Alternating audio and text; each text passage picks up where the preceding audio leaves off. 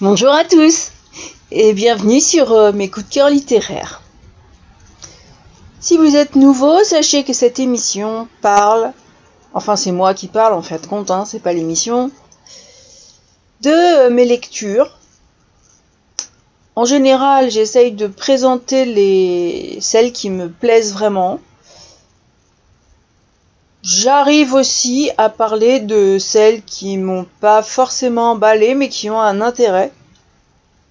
Et aujourd'hui c'est un mix des deux. C'est un bouquin que j'ai choisi pour quelque chose qui n'a pas, mais j'ai découvert dedans vraiment quelque chose de super beau.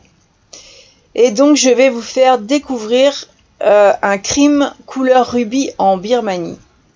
L'auteur Sandrine Varenne. Et franchement, c'est une enquête, un polar, mais un polar jeunesse. Et pour moi, ça a été la superbe surprise d'une invitation au voyage. Comme en ce moment, justement, je suis un peu là-dedans. C'est une lecture qui m'a fait vraiment du bien d'ailleurs et qui m'a fait plaisir. Il s'introduit par une citation de Kessel. Les grands voyages ont ceci de merveilleux que leur enchantement commence avant le départ même. On ouvre les atlas, on rêve sur des cartes, on répète les noms magnifiques des villes inconnues. Alors je trouve cette citation très belle, même si aujourd'hui je crois que elle est malheureusement has-been parce que je suis certaine que ceux qui envisagent un voyage vont se jeter sur internet. C'est dommage. C'est vrai que l'Atlas, il avait quand même sa part de rêve. Qu'une carte, c'est vraiment génial. Et que les villes, quand on ne les connaît pas, quand on les a jamais vues, c'est... Le voyage est tout autre. Moi, quand je voyage, je vais vous raconter un peu ma vie, je voyage à cheval. Du coup, j'ai le temps de voir beaucoup de choses. Mais comme je vais dans des endroits qui sont pas référencés sur Internet, j'ai gardé cette façon de regarder une carte, de me dire tiens, pourquoi pas là, puis pourquoi pas là. Ce qui en général se passe jamais comme je voudrais, et je vous dis ça parce que j'ai choisi ce roman parce que le titre et la couverture m'ont fait rêver. Alors la Birmanie, je ne suis vraiment pas quelqu'un qui est comment dire. Pour utiliser le langage des jeunes, je suis franchement pas une flèche en géographie. Ça, c'est clair. Donc, la Birmanie, pour être tout à fait honnête, je n'avais pas vraiment idée du où, du qui, du quoi. Et comme le roman dont je vais vous parler, on sent dedans un bémol sur une certaine absence des droits de l'homme. Je me suis demandé si c'était, si on pouvait y aller en Birmanie, si c'était possible d'y voyager, Et en fait, j'ai trouvé un avertissement du gouvernement canadien, mais vraiment une mise en garde. Ils disent que, parce que ça a changé de nom, la Birmanie, c'est le Myanmar, mais ça j'avais jamais entendu parler, et qu'il faut éviter tout voyage au Myanmar en raison du risque de violence à caractère politique et du potentiel pour des troubles civils. Donc si pour le gouvernement canadien, si vous êtes au Myanmar, au 1, 2 et 3, Myanmar, vous vous exposez à une application arbitraire des lois locales et ça peut entraîner une arrestation et une détention. Je vais vous avouer que ça m'a rappelé un film que j'ai vu il y a très longtemps qui était pas du tout sympathique. Et bon, ça fait un petit peu loin pour y aller à cheval de toute façon. Mais du coup, c'est pas une destination qui m'a emballée. Et pour le coup, j'ai découvert les sites du pays grâce à ma lecture. Myanmar, donc l'ex-Birmanie, c'est un pays de l'Asie du Sud-Est qui regroupe en fait plus de 100 groupes ethniques. Et ce pays a une frontière commune avec l'Inde, le Bangladesh, la Chine, le Laos, la Thaïlande. C'est incroyable parce que il y a une certaine richesse, autant dans le mélange ethnique que par toutes ces frontières. C'est un peu comme la France l'a dit. Alors, Yangon, anciennement Rangoon, la plus grande ville du pays, offre vraiment des marchés animés, de nombreux parcs et lacs et l'immense pagode Shweargadon du 6e siècle qui abrite des réalistes bouddhistes. Alors en plus, c'est vrai que j'avoue, quand j'ai entendu Birmanie, j'étais très loin de penser bouddhiste. J'ai réalisé qu'en fin de compte, les pays bouddhistes sont souvent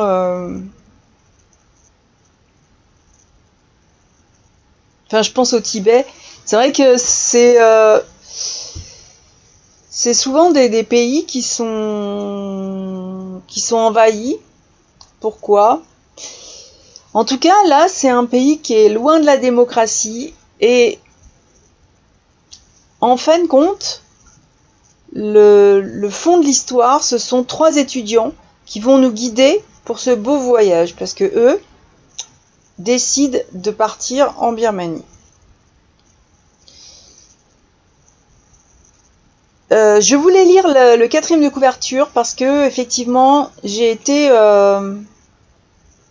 alors perturbée, trompée, tout ça, ce serait vraiment des mots qui seraient trop. Mais c'est vrai que j'ai été surprise dans ma lecture parce que moi j'avais lu que la 4e de couverture qui est la suivante. En 2012, l'inspecteur Camino de la police genevoise enquête sur une disparition de Ruby à la demande d'un joaillier de la place. À la même époque, 3 jeunes étudiants de l'université de Genève, Alexandre, Mathias et Vanessa, décident de partir en vacances en Birmanie. Malgré leur budget serré, ils veulent découvrir ce pays magnifique et exotique. Et ils partent sur les traces de Joseph Kessel, George Orwell ou Norman Lewis, parmi tant d'autres. Arrivée à Rangoon, Fiona Edwards, une touriste anglaise qui loge dans le même hôtel qu'eux, disparaît mystérieusement. Les 3 jeunes Suisses décident alors d'aider Ben Edwards, le mari de Fiona, à la retrouver. De fausses pistes en déception. De la périphérie de Rangoon jusqu'au temple de Bagan, en passant par Mandalay et le lac In, c'est un périple initiatique qui leur fera comprendre que sous la douceur birmane peut se cacher une réalité plus sombre. Sandrine Varègne est née en 1982, c'est une auteure belgo-suisse. Un crime couleur rubis en Birmanie est son 2e roman, après Le banquier du quai, mais que je n'ai pas lu, Le banquier du quai du Mont Blanc, qui est sorti en 2015 aux éditions de Mon Village. Et c'est vrai que quand j'ai commencé ma lecture, alors il y a un préambule qui laisse imaginer de nombreuses choses. Et ensuite, la lecture, elle devient vraiment très légère. Quand j'ai regardé un petit peu plus où était, dans quel rayon on trouvait ce roman, tout ça, j'ai vu que l'âge de lecture était dès 7 ans, alors là j'ai tout de suite beaucoup mieux compris. C'est vrai que moi j'ai choisi ce roman comme un thriller et ma première impression n'était pas flatteuse et je suis devenue beaucoup plus positive quant à cette lecture jeunesse parce que ça pourrait être une sorte de cosy mystery. L'écriture elle est vraiment fluide, magnifique. L'histoire met en scène ces fameux étudiants auxquels les jeunes lecteurs peuvent s'identifier. J'ai d'ailleurs noté une mise en garde qui est dissimulée, enfin pas trop d'ailleurs dans l'intrigue, qu'il n'est pas forcément judicieux de raconter un voyage sur Instagram quand votre compte est public, que ce soit Instagram ou autre d'ailleurs, parce que en fin de compte vous savez pas du tout. C'est une façon. J'ai trouvé que ce livre aurait pu être un échange parent-enfant sur le fait de la sécurité par rapport effectivement aux réseaux sociaux, à Internet. Il y a d'autres références qui vont donner l'occasion d'aborder le sujet des réseaux sociaux. Et comme c'est un sujet, je pense que ça revient assez souvent dans mon discours. Hein. J'ai laissé de côté le thriller et du coup j'ai pas du tout été déçue.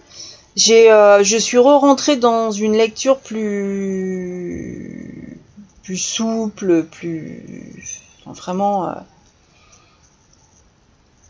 en me demandant ensuite comment je pourrais aborder cette lecture avec des plus jeunes. Et c'est vrai que c'est donc une des jeunes filles de ce voyage qui écrit elle-même, évidemment.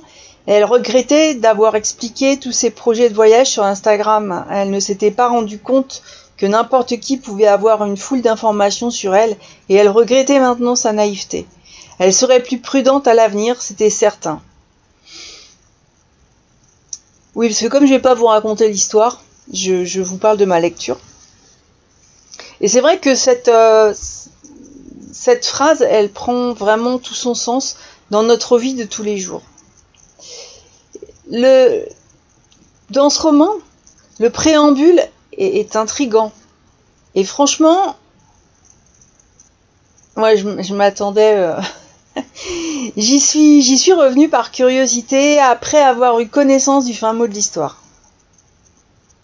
Parce que il y a vraiment un changement d'écriture qui est brutal. Entre ce préambule et ce qui se passe, enfin la façon dont... Non, c'est pas ce qui se passe. C'est la façon dont c'est écrit ensuite. Il y a vraiment un... On passe de quelque chose qui pourrait être angoissant, on peut se poser des questions, à un voyage avec une intrigue, avec une enquête. Alors c'est d'une légèreté et c'est agréable. Hein, je l'ai lu en très peu de temps d'ailleurs ce livre.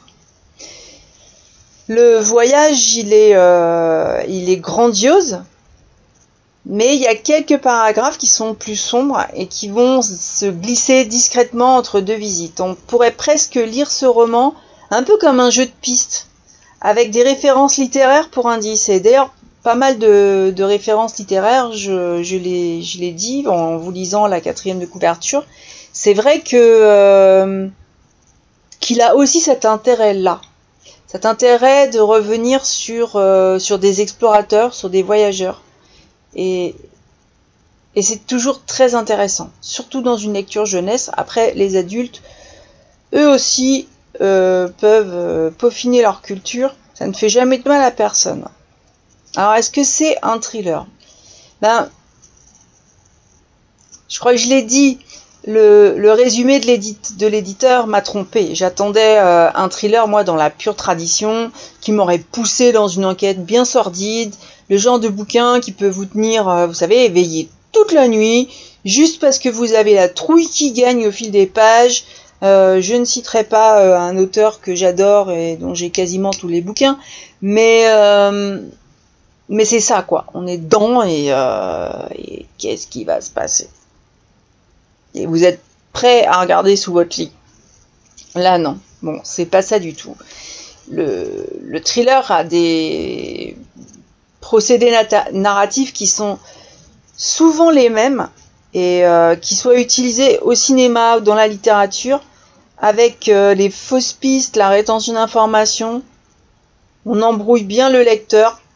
Il y a une utilisation du suspense entre les différents chapitres, les scènes, les épisodes. On les a là, mais avec une légèreté. Ça fait pas. On va pas dire que c'est un thriller parce que l'anglicisme, c'est faire frémir. C'est un genre artistique qui utilise la tension narrative pour provoquer l'excitation, pour provoquer l'appréhension, pour tenir en haleine jusqu'au dénouement. Et là, je mettrais pas ça là. Et d'ailleurs, on peut pas se dire que l'âge de lecture c'est dès 7 ans si ça rentre vraiment dans le code du thriller. Donc si vous recherchez un thriller libérateur d'adrénaline, je vous conseille de passer votre chemin. Un crime couleur rubis en Birmanie reste subtil. C'est très honnêtement, le dénouement vous surprendra.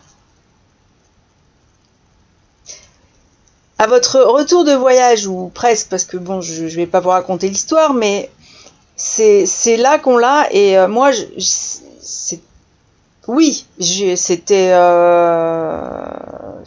une déception quelque part au départ, et finalement, je me suis laissée embarquer par le voyage d'Alexandre, de Mathias et de Vanessa, de toutes les questions que peut se poser Vanessa, et des relations de Vanessa avec d'autres personnages que je ne cite pas ici, et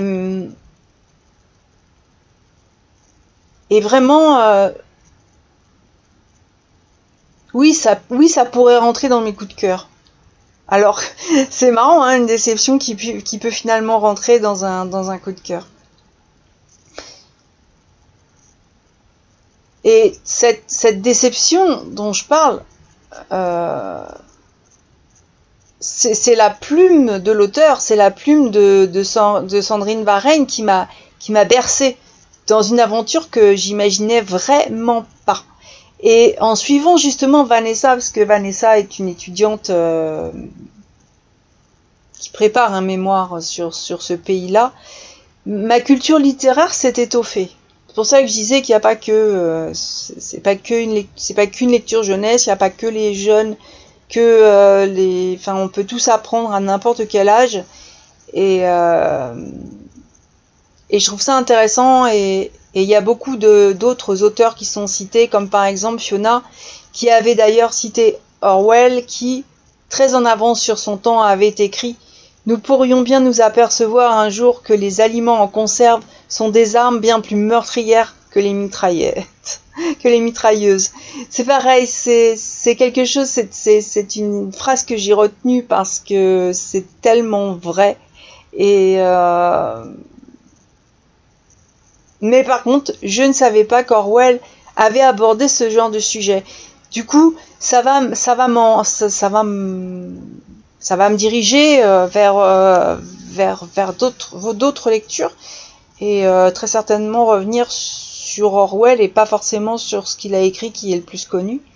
Donc voilà, toujours très intéressant. De la Suisse à la Birmanie, moi j'ai rencontré quand même un choc culturel. Alors je sais pas qui connaît la Birmanie,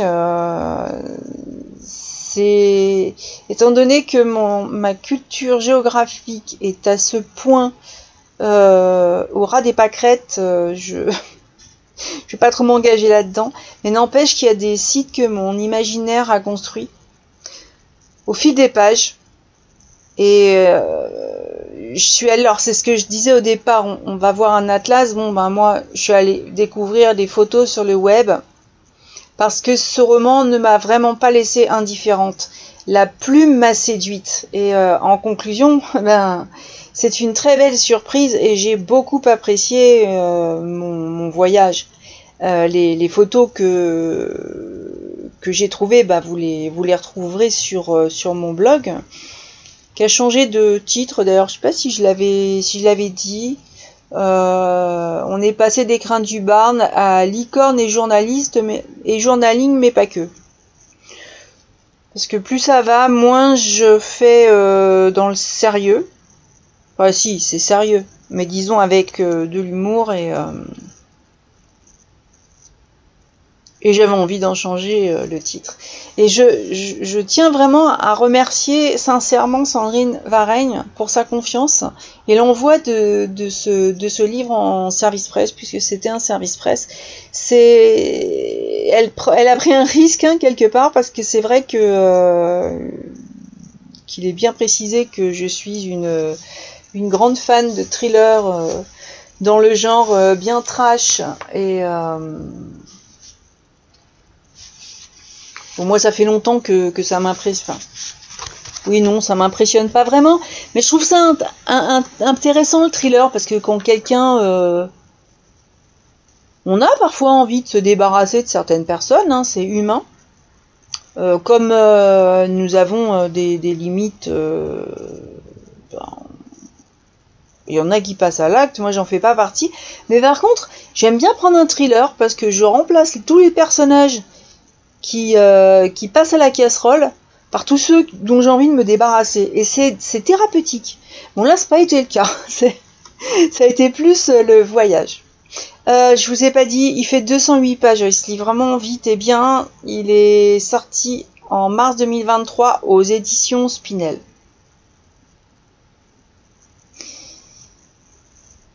C'est c'est une lecture que je recommande. Vraiment. Et autant aux adultes. D'ailleurs, je crois, enfin, pour ceux qui le mettent ensuite dans les mains de plus jeunes, c'est toujours intéressant de le lire soi-même avant. Parce que comme ça, quand il y a des questions, on a déjà réfléchi à la réponse. Parce que quand on connaît les enfants et les adolescents, on sait très bien sur quoi ils vont se jeter. Et par exemple, je vais vous remettre une citation, mais après la difficile épreuve d'identification de Fiona par son mari Ben, la police birmane avait classé le décès comme un simple accident tragique et avait autorisé Ben à récupérer les affaires de Fiona dans une chambre d'hôtel.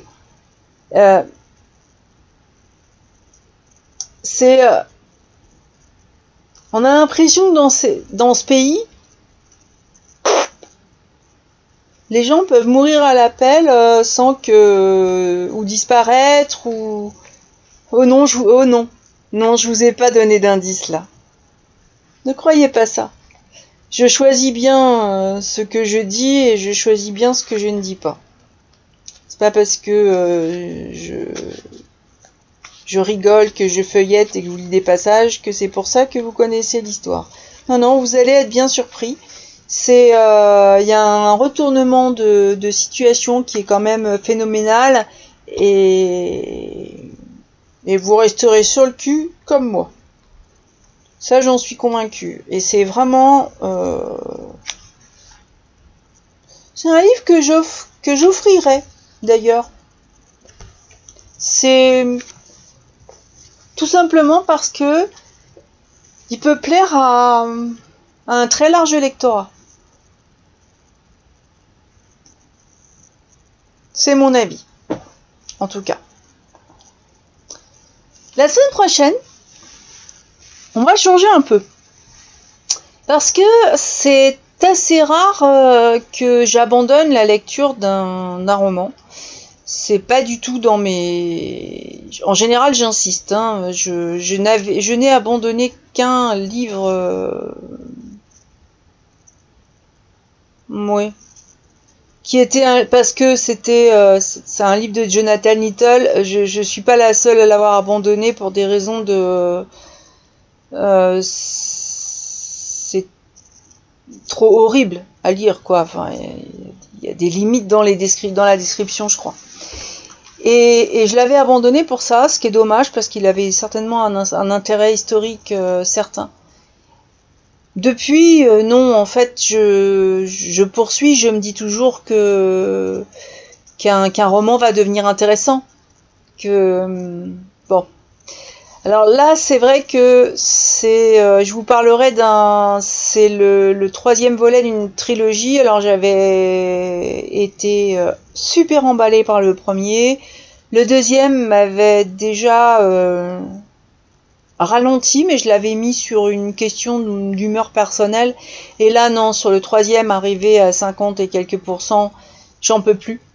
Je l'ai lâché et j'ai trouvé... je trouve intéressant de m'exprimer là-dessus et de dire pourquoi personnellement j'ai abandonné cette lecture. D'abord j'ai envie d'en parler, j'ai envie d'échanger avec ça, et puis je pense que même pour l'auteur, chaque avis peut avoir son importance. Quand on écrit, enfin moi personnellement, j'aimerais avoir des retours qui soient honnêtes. C'est pas du tout intéressant qu'on dise oh c'est bien, c'est super si ça l'est pas. Parce que c'est vous laisser croire que vous avez un don formidable alors que vous l'avez pas, et c'est dommage. Et donc ne vous attendez pas à une chronique la semaine prochaine. Ça va être vraiment le sujet d'un livre et pourquoi on l'abandonne. Enfin, pourquoi moi, en tout cas, je l'abandonne. Et peut-être que vous aurez, vous aussi, des expériences à faire partager. En tout cas, aujourd'hui, je vous ai parlé d'un crime couleur rubis en Birmanie. À lire absolument. À offrir autour de vous, aux jeunes. Et donc, l'auteur, c'est une femme, c'est Sandrine Varenne. Voilà. Je vais vous souhaiter une très bonne semaine. Et je vous dis à la prochaine!